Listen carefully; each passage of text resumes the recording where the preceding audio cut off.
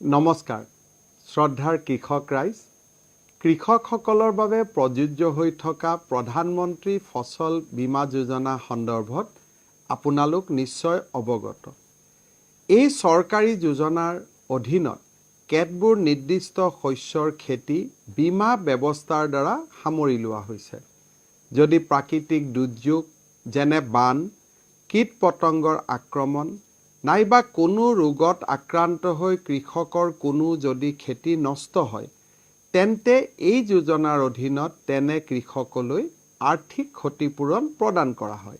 শীতকালীন খাৰিফ শস্যৰ ভিতৰত মাটিমাহ, শালি ধান, মৰাপাট আৰু গ্ৰীষ্মকালীন ৰবি শস্যৰ ভিতৰত বিভিন্ন শস্য, আলু, কুঁহিয়াৰ, তৈলজাতীয় শস্য আৰু সৰিয়হ খেতিক অসমত প্ৰধানমন্ত্ৰী ফচল বীমা যোজনাৰ দ্বাৰা সামৰি লোৱা হয়।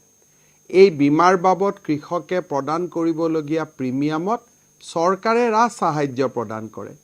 এই ক্ষেত্ৰত খেতি লাগিলে এটাই হওক বা একাধিকেই হওক, কৃষকে দিব লগা অৰিহণা হৈছে প্ৰতি হেক্টৰত মাত্ৰ 100 টকা।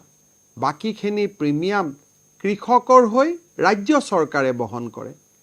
100 টকা অৰিহণা কৃষকৰ পৰা এইবাবেই লোৱা হয় যাতে কৃষি নষ্ট হ'লে তেওঁলোকে বীমাৰ ধন দাবী কৰিবলৈ নাপাহৰে।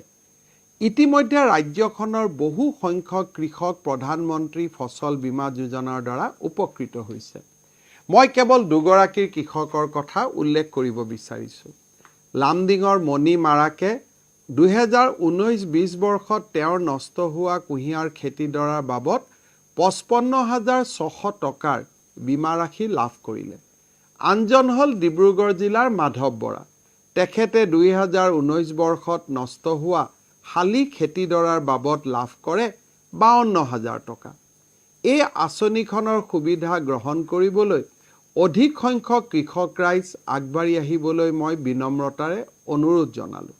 বিশেষকৈ ৰাজ্যৰ এইবাৰ ভয়াৱহ বান পৰিৱেশত বহু লোকৰ খেতি নষ্ট হৈছে।